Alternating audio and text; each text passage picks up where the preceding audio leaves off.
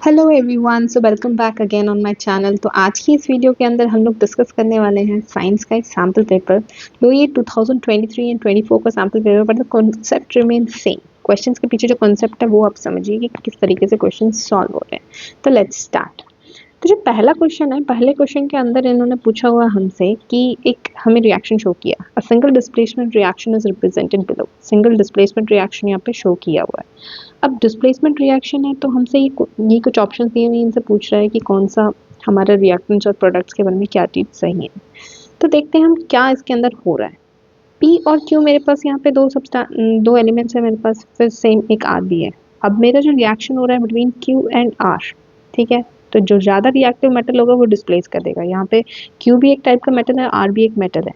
तो अब देखिए जो रिएक्शन करके कंपाउंड फॉर्म हो रहा है, पी एंड आर के बीच में कंपाउंड फॉर्म हो रहा है। दोनों मेटल्स हैं, रिएक्टिविटी के बेसिस पे इन लोगों ने आपस में लड़ाई करी है, और जो आर था वो मोर स्ट्रॉन्गर था, तो आर ने क्यू को डिस्प्लेस ऑफ कर दिया है। तो जो कंपाउंड फॉर्म हुआ है प्रोडक्ट में वही फॉर्म होगा जो स्टेबल कंपाउंड होगा, ठीक है।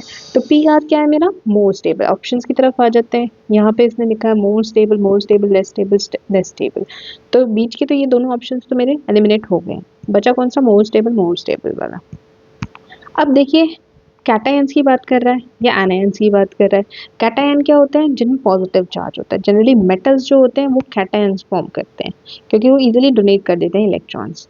और एनायंस हमारे नॉन मेटल्स फॉर्म करते हैं। अब इसने पूछा है type of ion are in the product. R के बारे में पूछा है कि आर किस टाइप का हमारा आयन है, किस टाइप का आयन है।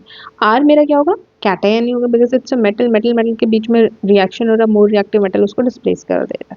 तो मेरा ऑप्शन ए इसका आंसर हो जाएगा, ठीक है। तो देखते हैं हम नेक्स्ट क्वेश्चन को।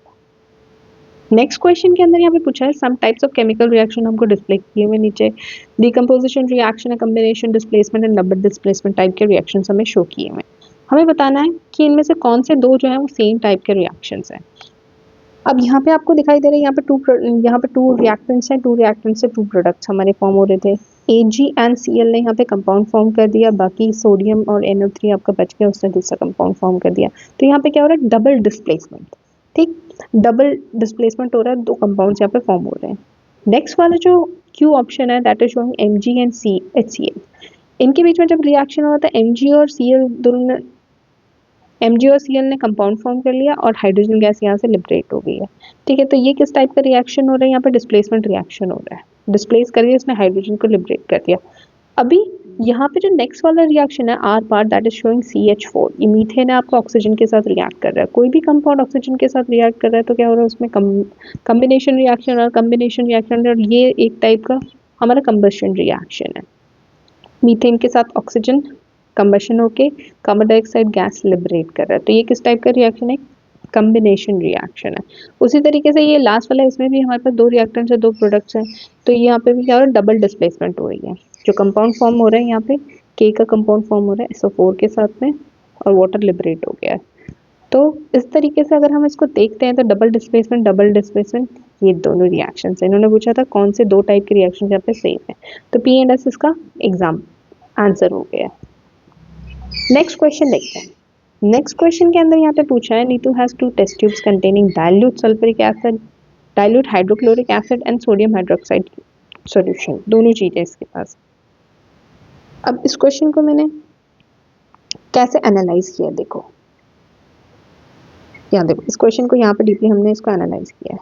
Neetu has two test tubes containing, एक के अंदर क्या है, डाइल्यूट HCl है, और दूसरे के अंदर क्या है, डाइल्यूट सोडियम हाइड्रोक्साइड है। HCl क्या होता है, हमारा एसिड होता है, एंड NaOH हमारा बेस होता है। कैसे पता चला, यहाँ पे हाइड्रोजन है और यहाँ पे OH है, ठीक है। तो एसिड ये है, बेस ये है हमारा। अब इनकी टेस्टिंग करके बतानी है हम लोग को। ये लेबल्ड नहीं है एक्चुअली, लेबल नहीं है कि कौन सा कंपाउंड क्या है, बट हमें ये पता है कि दोनों टेस्ट ट्यूब्स के अंदर हमारे पास कुछ ना कुछ सोल्यूशन है। टेस्टिंग करने के लिए बोल रहा है, सबसे पहले हम लोग वेनेगर ले लें।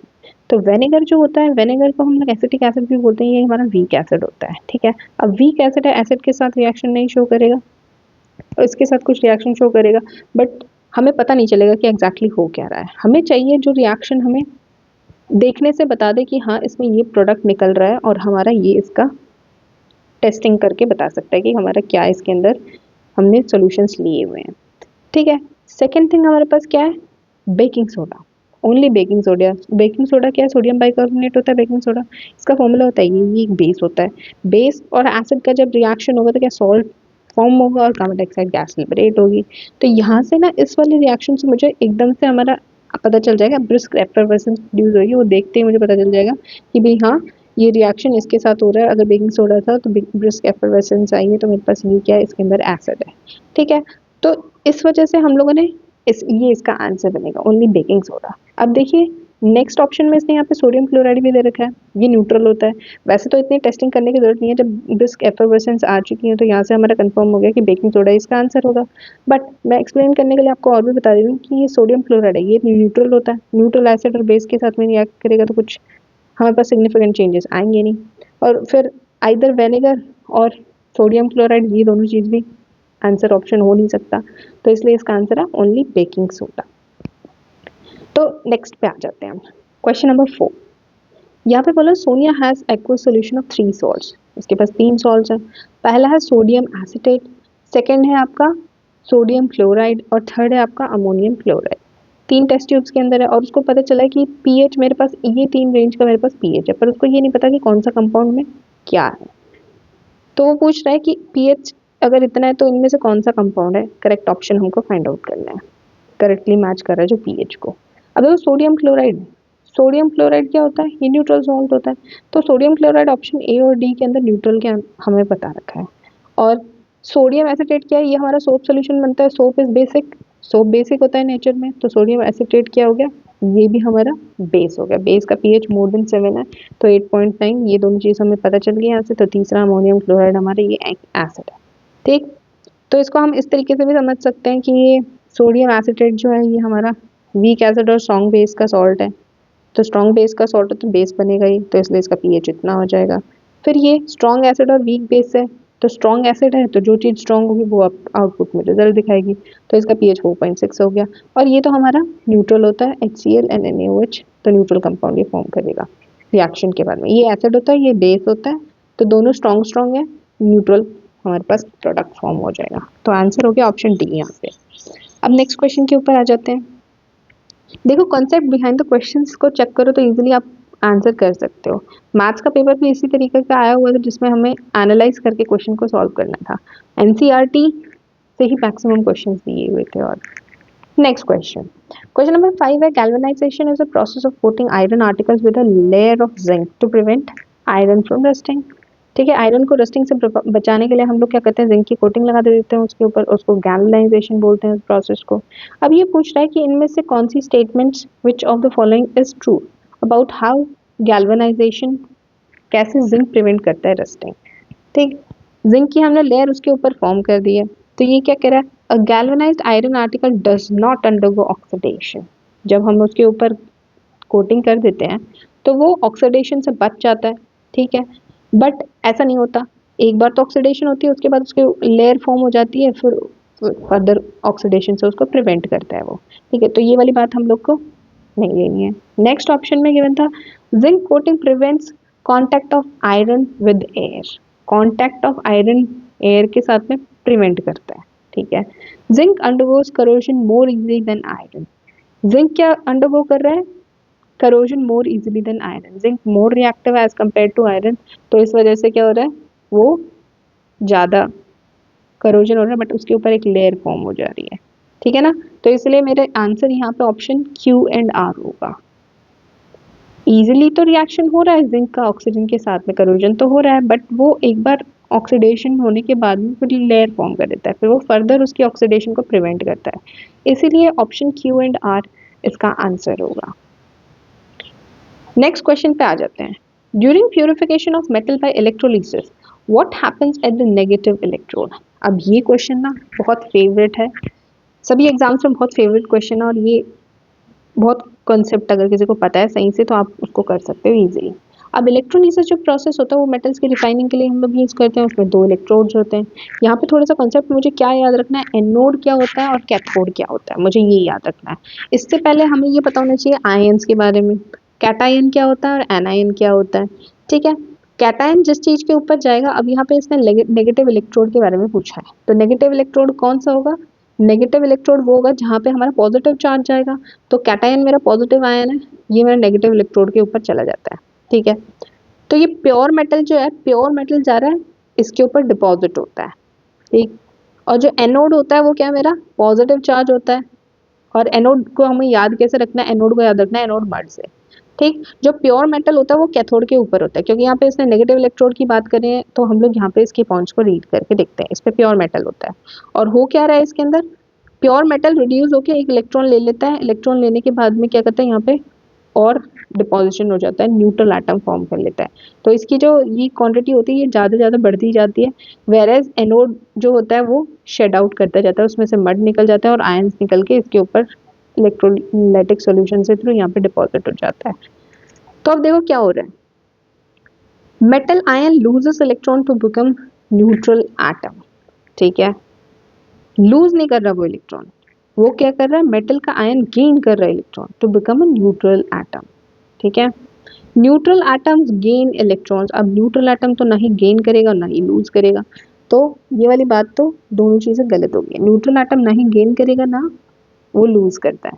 तो फर्स्ट और सेकेंड, फर्स्ट ए और डी में से ही आंसर हो सकता था। अब यहाँ हो क्या रहा है, मेटल आयन क्या कर रहा है, गेन कर रहा है इलेक्ट्रॉन, क्योंकि ये जो है यहाँ से ये इसके ऊपर आके डिपॉजिट कर रहे हैं, तो metal ion gains electron to become neutral metal atom. ठीक है, अब आ जाते हैं नेक्स्ट क्वेश्चन के ऊपर। सेवेंथ क्वेश्चन क्या कह रहा है, metal are lustrous and shiny specially when their freshly cut surfaces are exposed। freshly cut surfaces होंगे तो वो क्या होंगे, चमक रहे होंगे, फिर बाद में ऑक्सीडेशन हो जाती है जिसकी वजह से वो डल अपीयरेंस हो जाती है।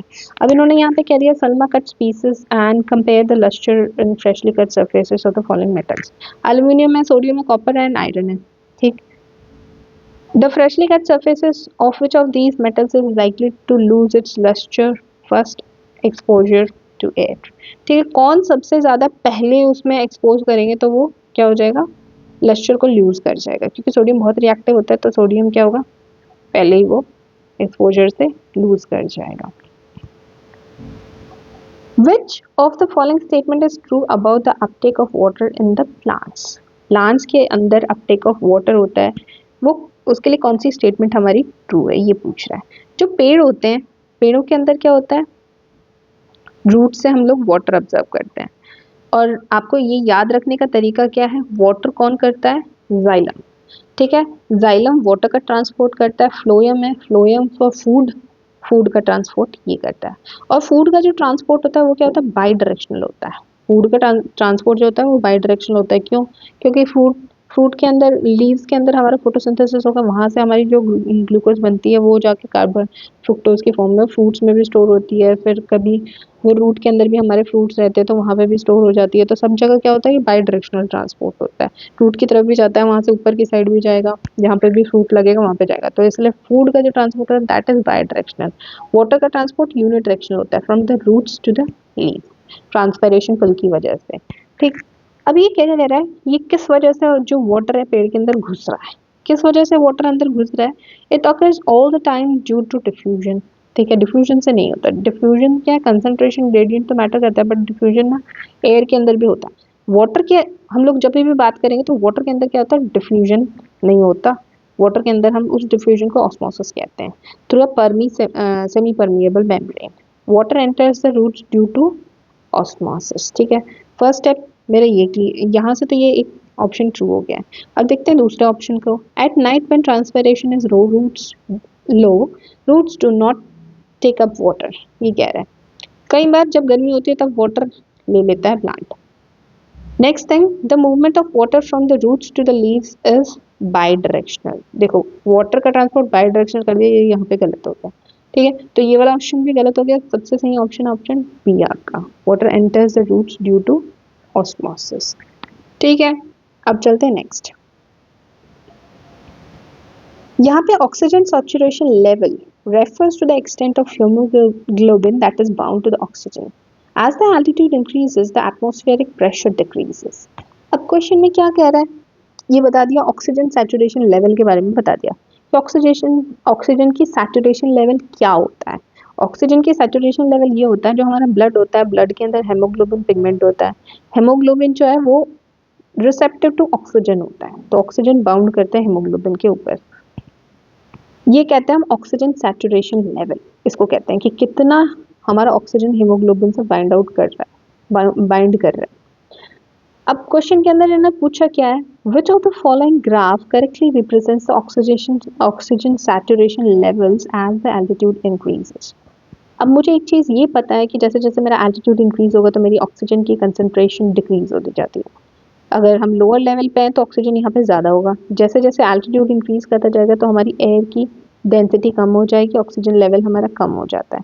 ठीक है, ऑब्वियस सी बात है। तो ग्राउंड लेवल पे क्या होगा, ऑक्सीजन मेरा ज़्यादा होगा। ठीक है, तो अब इस ग्राफ के अंदर अगर हम यहाँ देखते हैं जैसे जैसे मेरा एल्टीट्यूड इंक्रीज हो रहा है, यहाँ पे एल्टीट्यूड लो था, ऑक्सीजन मेरा बाइंडिंग कैपेसिटी सही थी,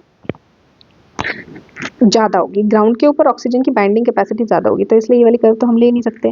फिर ये वाली कर्व भी हम नहीं ले सकते क्योंकि ग्राउंड ये एल्टीट्यूड इंक्रीज कर रहा है, मतलब हाइट इंक्रीज हो रही है यहाँ से हाइट मेरी इंक्रीज हो रही है। मान लो अगर कुछ भी आपकी वैल्यूज़ यहाँ पे इंक्रीज हो रही है, यहाँ पे वैल्यूज जैसे जैसे हायर एल्टीट्यूड पे जा रहे हो तो ऑक्सीजन की बाइंडिंग कैपेसिटी यहाँ पे ज़्यादा होगी।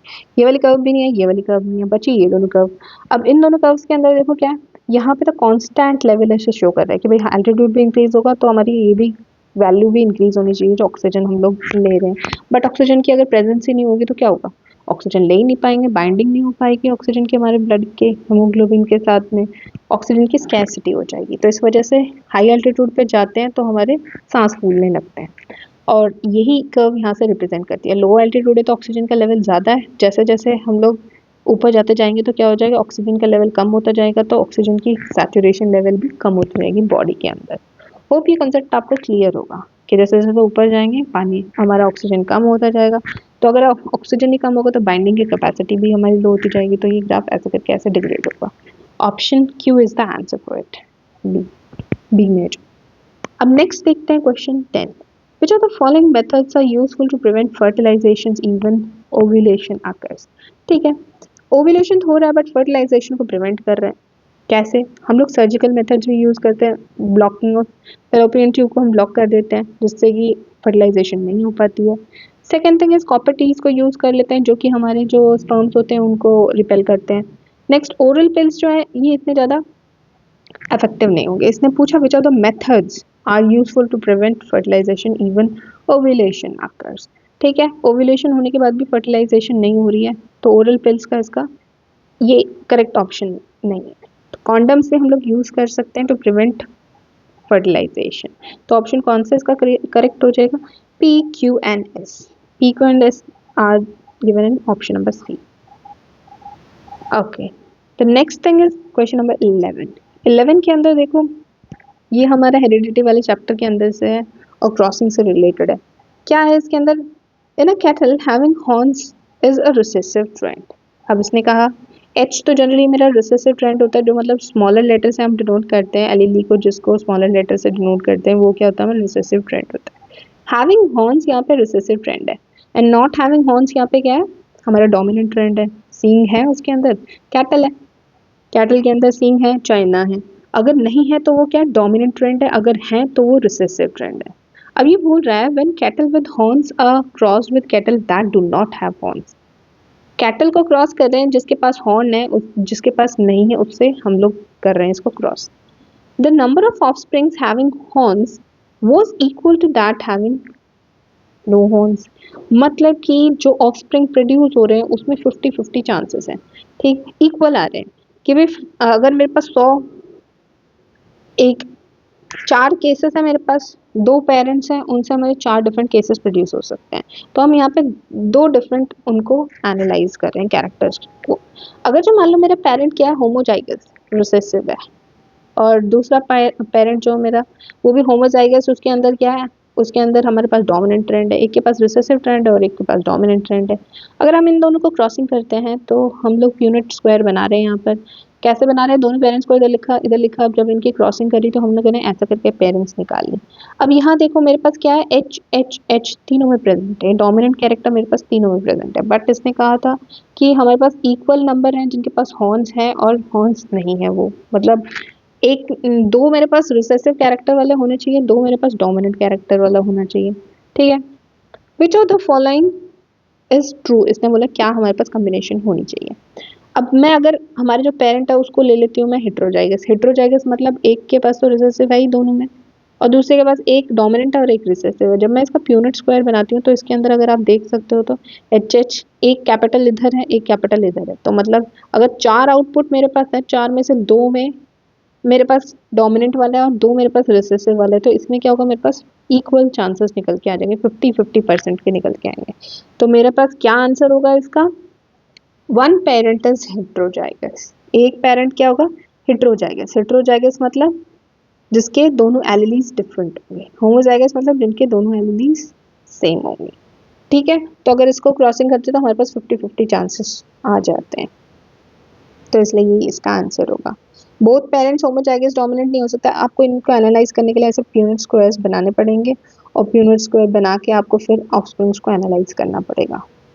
ठीक है, तो याद रखना कि जब भी अगर वो 50-50 चांसेस बोल रहा है डोमिनेंट और रिसेसिव के, तो हमारे पास एक ना एक उनमें से क्या होगा, होमोजाइगस। हेट्रोजाइगस एक ना एक पेरेंट होगा हमारे पास।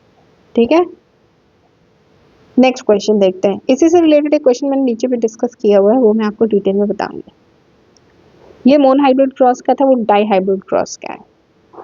नेक्स्ट क्वेश्चन है, patient x was suffering from a pancreatic condition due to which the pancreas was not functioning adequately.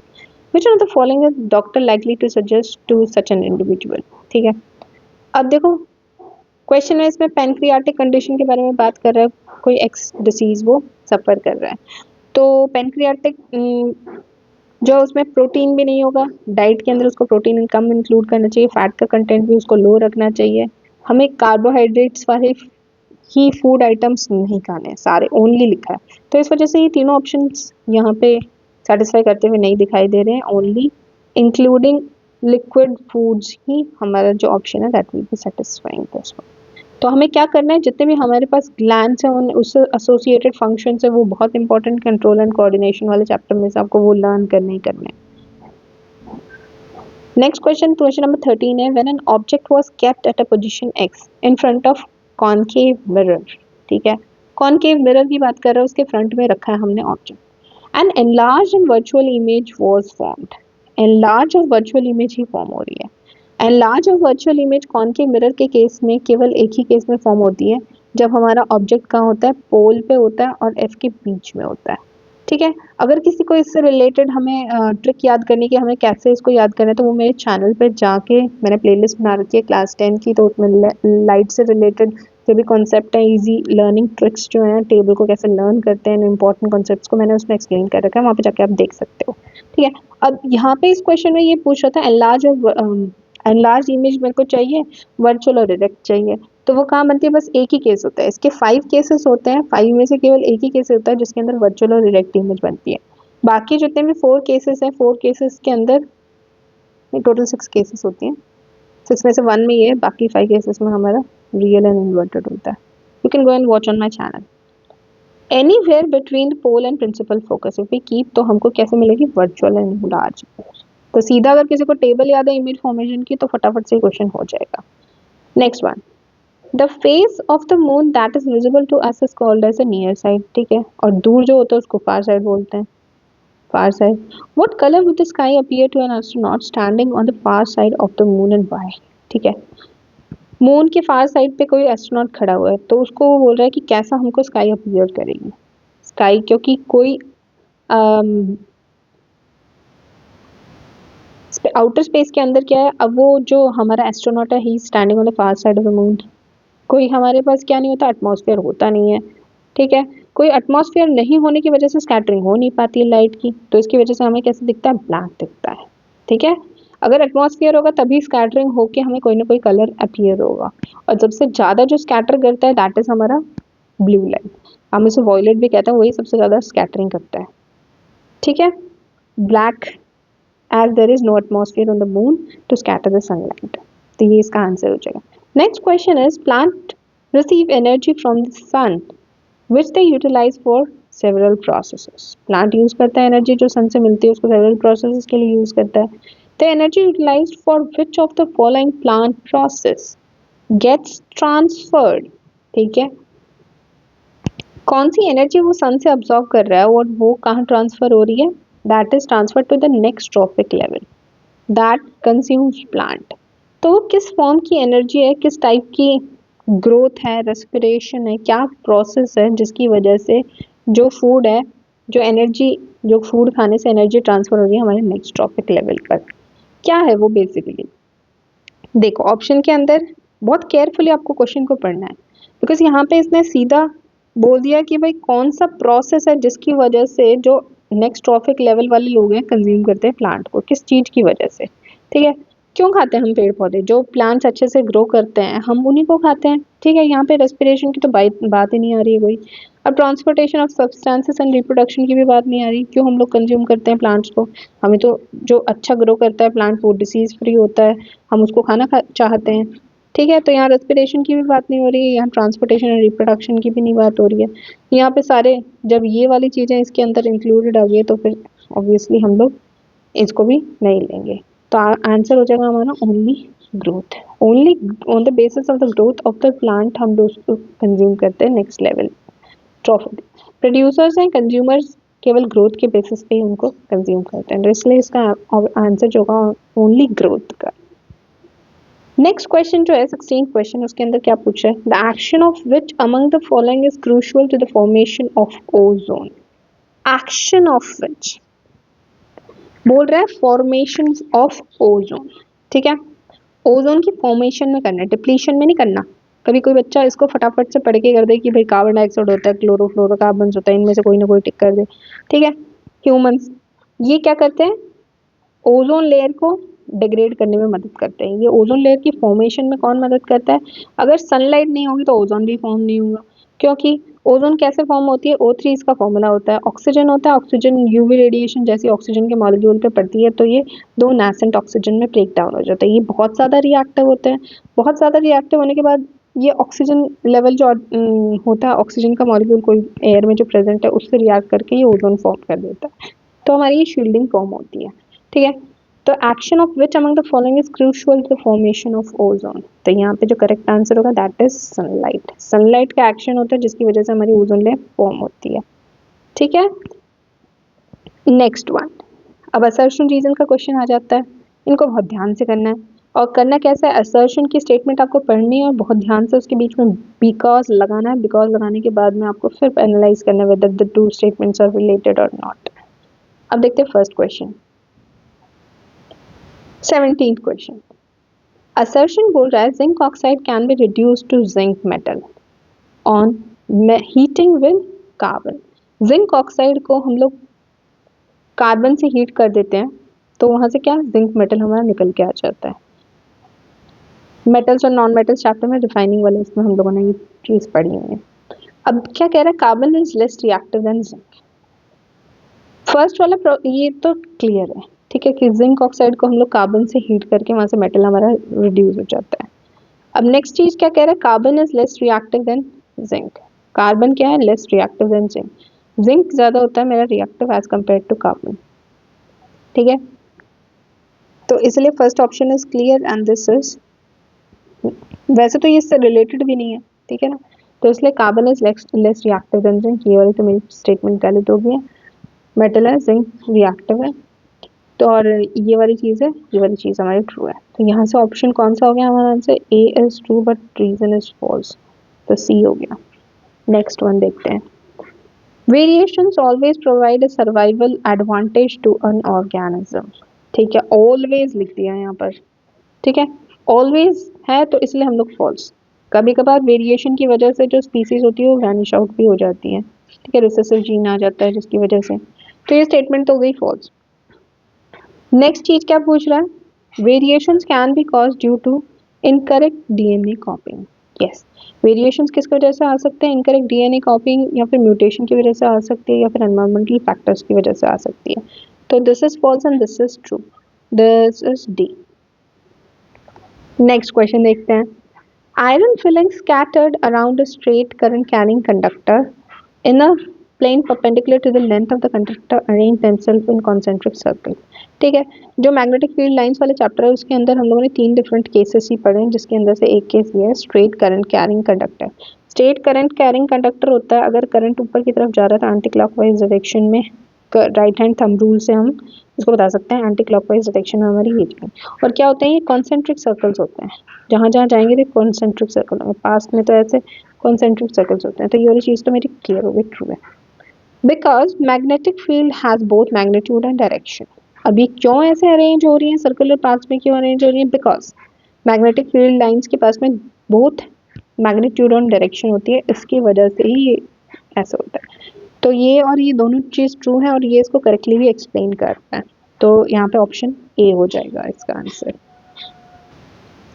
Now the next question is assertion. Assertion क्या बोल रहा है, omnivorous receives 10% of their energy from the trophic level below them. ठीक है, अब omnivores जो होते हैं वो क्या होते हैं, वो ट्रॉफिक लेवल नहीं है, स्पेसिफिकली वो उस ट्रॉफिक लेवल के अंदर ऑर्गेनिजम्स हैं ओमनीवोर्स। ठीक है, तो इसलिए फर्स्ट वाली स्टेटमेंट तो गलत होगी, ये ट्रॉफिक लेवल नहीं है। ट्रॉफिक लेवल प्राइमरी में तो हो नहीं सकता, प्रोड्यूसर्स के अंदर तो हो नहीं सकता, ये सेकंड लेवल थर्ड लेवल के अंदर ये हो सकता है। ठीक है, तो ओमनीवोर्स फर्स्ट वाली स्टेटमेंट यहाँ से गलत होगी। अब पहली स्टेटमेंट अगर गलत हो गया तो आप सीधे ही जा सकते हो, first is false but reason is, तो यहाँ से इसका आंसर हो गया ऑप्शन डी। ठीक है, क्योंकि यहाँ पे दोनों फॉल्स का तो ऑप्शन दिया ही नहीं है, तो इसलिए सीधा यही आंसर हो जाएगा। And omnivore is always in the trophic level just above the herbivores. ठीक है, हर्बीवोर्स के ऊपर ही होगा ओमनीवोर जो होगा, क्योंकि पहले तो ग्रास खाएगा, ग्रास से अगर उसकी नीड्स कंप्लीट नहीं हो रही है तभी वो कुछ और ऑर्गेनिज्म खाएगा, क्योंकि वो दोनों खा सकता है, प्लांट्स भी खा सकता है और कुछ इंसेक्ट या एनिमल के प्रोडक्ट भी वो खा सकता है, तो वो ओमनीवोर हो जाता है। तो इसलिए ऑप्शन डी इसका आंसर हो जाएगा। अब आ जाते हैं हम लोग सेक्शन बी पे, जो हमारे 2 मार्क्स वाले क्वेश्चन होते हैं उनके अंदर। फर्स्ट क्वेश्चन है, right the balance chemical equation for the reaction that is prevented by storing potassium metal under kerosene. क्या कह रहा है ये कि हम लोग केरोसिन जो होता है बहुत ज़्यादा रिएक्टिव होता है, केरोसिन और पोटेशियम बहुत ज़्यादा रिएक्टिव होता है, तो इनको हम लोग किस में स्टोर करके रखते हैं, इसको हम लोग केरोसिन के अंदर स्टोर करके रखते हैं। अगर हम इसको केरोसिन में नहीं स्टोर करेंगे तो ये आग पकड़ लेते हैं, कंबशन जल जाते हैं, कैच कर लेते हैं फायर। तो इसका कौन सा रिएक्शन है जो कि हम लोग प्रिवेंट करते हैं जब हम उसको पानी के अंदर रखते हैं, कौन सा है वो रिएक्शन, ये वाला। पोटेशियम है, ऑक्सीजन के साथ रिएक्ट कर रहे हैं, पोटेशियम ऑक्साइड ये फॉर्म करेगा। ठीक है, कम्बिनेशन रिएक्शन होता है ये, तो इसको प्रिवेंट करते हैं हम केरोसिन में स्टोर करके। सेकंड पार्ट के अंदर ये पूछा था, what type of chemical reaction that is prevented, तो किस टाइप का कम्बिनेशन रिएक्शन हो जाता है। ठीक है, होप आपको ये क्लियर होगा। 1 मार्क में है तो टू द पॉइंट आंसर लिखना आपको पॉइंट वाइज। सेकंड क्वेश्चन कह रहा है, Ravi cultivated mustard a plant with bisexual flowers on his farm. His plants were diseased due to the gene defect and therefore had reduced yield. मतलब कि उसके plants के अंदर क्या गया, जीन डिफेक्ट आ गया कुछ ना कुछ, और उसकी वजह से यील्ड उसकी डिक्रीज हो गई। Ravi removed the stamens from the diseased plant and also planted fresh disease free plants. तो अब इससे इसकी कौन सी क्वालिटीज के बारे में पता चलता है, ये पूछ रहा है क्वेश्चन के अंदर।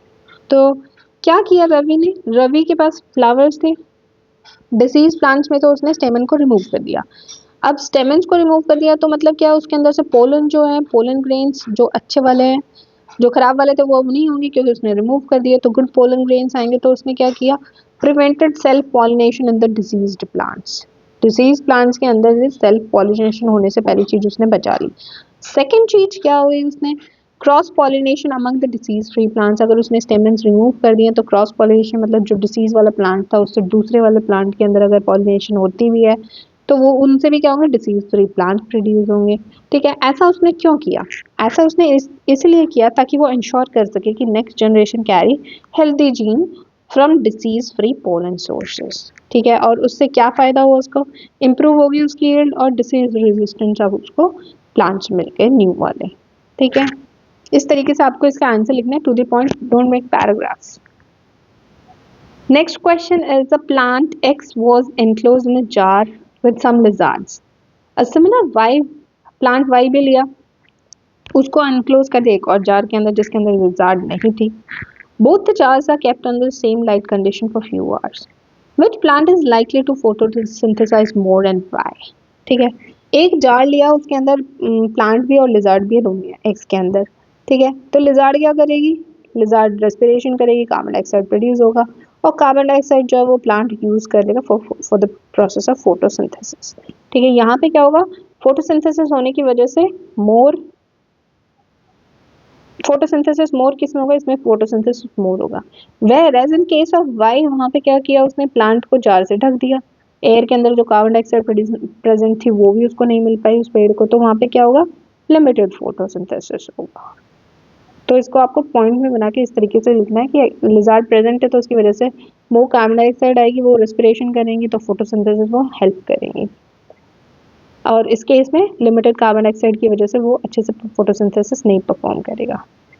और नेक्स्ट पार्ट जो है इसका और वाला पार्ट, उसके अंदर क्या है, proteinuria is a condition in which significant amount of protein can be detected in the urine, which process in the nephron is likely to be affected, causing proteinuria and justify। ठीक है, तो इसके अंदर basically glomerulus की filtration जो होती है, ग्लोमेरुल जो हमने बोमेंस कैप्सूल स्टडी किया था, तो वो वाली कंडीशंस के अंदर लिखनी है। और यहाँ पे क्यों ये ऐसा हो रहा है, क्योंकि ग्लोमेरुलर फिल्ट्रेशन जो है वो अफेक्ट हो रही है, तो इसी पॉइंट को आपको इसका एक्सप्लेन करके लिखना है, फिल्ट्रेशन वाले उसके केस में नेफ्रॉन जो होता है ना, उसी चीज को। अब नेक्स्ट जो क्वेश्चन है उसके अंदर क्या दिया है, सच मिरर्स, ये इमेज शो की है, search mirrors are mirrors that are used to look for hidden objects underneath the car as shown below. ठीक है, नीचे अगर कुछ छुपा रखा है तो उसको देखने के लिए हम लोग यूज करते हैं। The hidden objects can be easily spotted as the mirror provides a wider view of the, ठीक है, वाइडर फील्ड व्यू देता है ये मिरर, तो इसलिए हम लोग उसको यूज करते हैं। पहले क्वेश्चन में इसने पूछ लिया what type of mirrors are generally used to make search mirrors, कौन से टाइप के मिरर्स को हम लोग यूज करते हैं। तो सर्च मिरर्स जो होते हैं वो कौन से मिरर्स होते हैं, कॉन्वेक्स मिरर्स होते हैं, क्योंकि इनके अंदर जो इमेज फॉर्म होगी वो छोटी हो जाती है एज कम्पेयर टू ऑब्जेक्ट, तो हमें वाइडर व्यू मिलता है। With the help of a ray diagram describe the nature of image formed by this type of mirror। तो इसमें हम लोग जो इमेज फॉर्मेशन है वो हमारी मेरी वीडियो में यहाँ पे डिस्कस किया हुआ है, वहाँ पे जाके देख सकते हो कि कैसे हमने इसका इमेज फॉर्मेशन किया है। रूल्स हैं बेसिक, उनको ही फॉलो करके किया, जो इसकी इमेज बनेगी वर्चुअल डायरेक्ट और डिमिनिश बनेगी। ठीक है, फॉर्मेशन देख लेना। नेक्स्ट क्वेश्चन है, Ramaiah wants to measure the current flowing through the circuit given below. ये एक सर्किट दे दिया है, इसमें जो करंट फ्लो कर रहा है उसको मेजर करने के लिए उसको एक अमीटर चाहिए।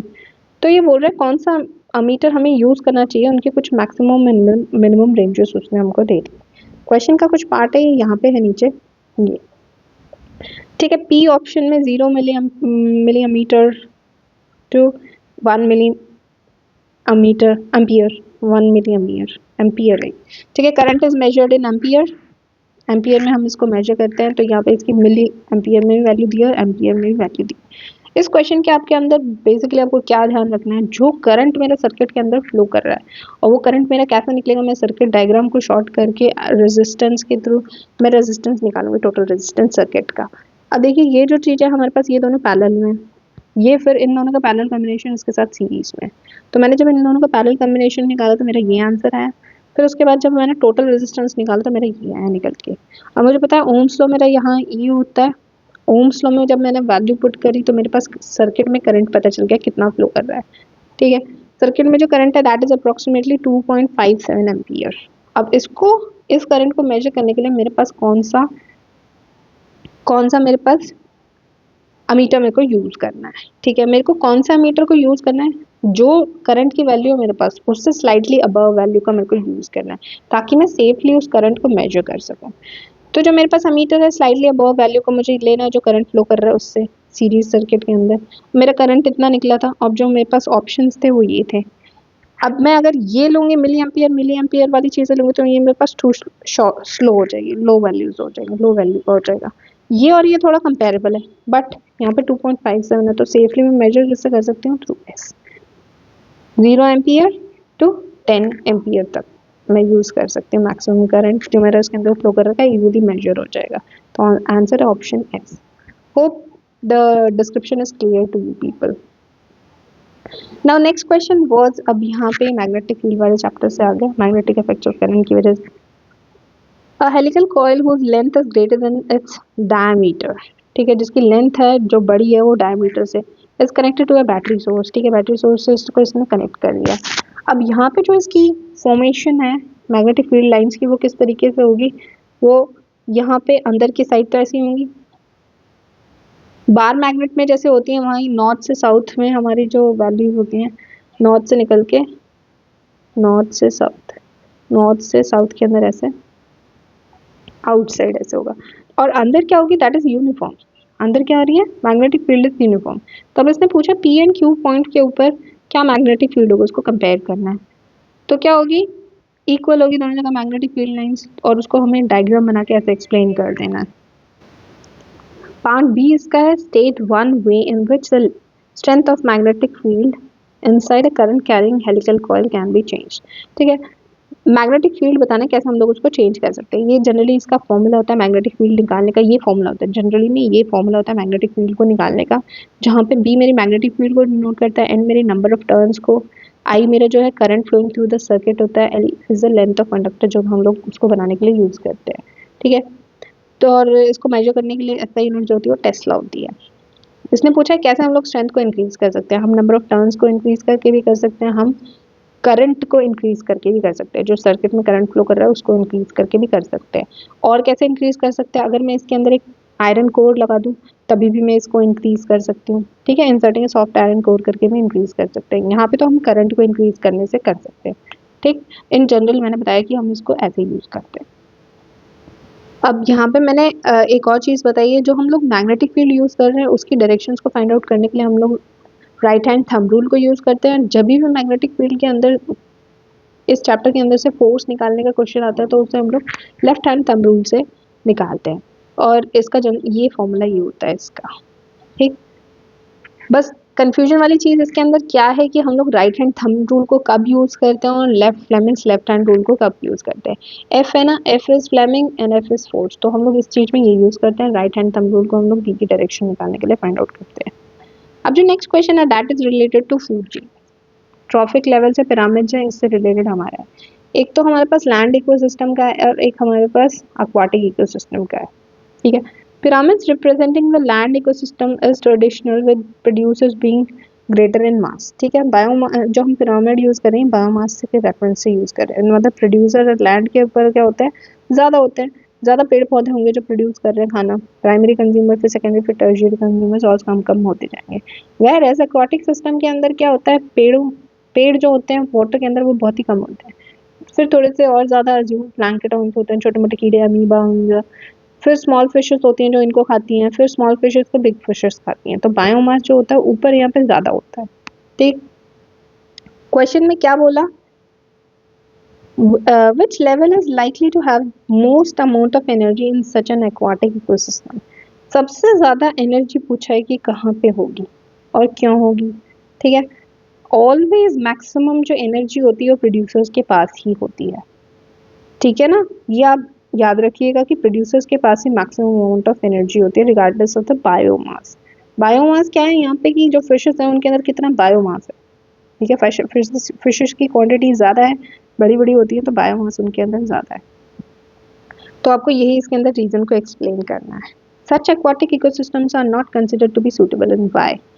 अब देखो सूटेबल क्यों नहीं है ऐसे एक्वाटिक सिस्टम्स, क्योंकि देखो जहाँ पे प्रोड्यूसर्स ही कम होंगे, जहाँ खाना ही कम प्रोड्यूस हो रहा होगा तो क्या होगा, ऊपर वाले नहीं ग्रो कर पाएंगे सही से। अगर ये सही से नहीं ग्रो कर पाएंगे तो ये भी नहीं ग्रो कर पाएंगे, तो इससे क्या होगा, ये वाले इकोसिस्टम जो होते हैं ये स्टेबल नहीं होते हैं।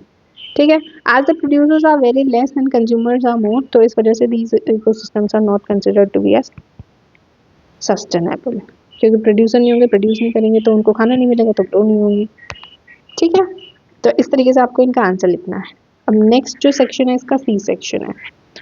सी सेक्शन के अंदर देखिए क्या क्वेश्चन दिया हुआ है, equal size bars of aluminium and iron are exposed to the environment as shown below. Equal size के हैं ये एल्यूमिनियम के बार भी आयरन के बार में, जो कि हमारा एक्सपोज कर रखे हैं हमारे एयर के पास। अब इसकी क्या हो रही है, करोजन हो रही है। Which of them is likely to corrode till the level marked by the first. ठीक है, यहाँ पे जो मार्क कर रखा है लेवल, यहाँ तक पहले कौन करोड़ होगा ये पूछ रहा है ये। अब जो एल्यूमिनियम है, एल्यूमिनियम का बार है, इसके अंदर क्या होगा, दोनों में ऑक्सीडेशन तो हो रही है, मॉइस्चर की प्रेजेंस हो रही है, तो इसके ऊपर क्या होगा, जैसे ही ऑक्सीजन से रिएक्ट करेगा तो ये लेयर फॉर्म कर देगा, एल्यूमिनियम ऑक्साइड की यहाँ पे लेयर फॉर्म कर देगा, जिसकी वजह से फर्दर करोजन इसमें प्रिवेंट हो जाएगी। वैराज इसके केस में क्या होगी, लेयर फॉर्म नहीं होगी, ये करोड होता जाएगा और जो मेटल है वो ईट अवे करता जाएगा। तो यहाँ पे क्या है, इस लाइन पे ये फास्ट पहुंचेगा। तो आपको ऐसे जस्टिफाई करके इस आंसर को लिखना है।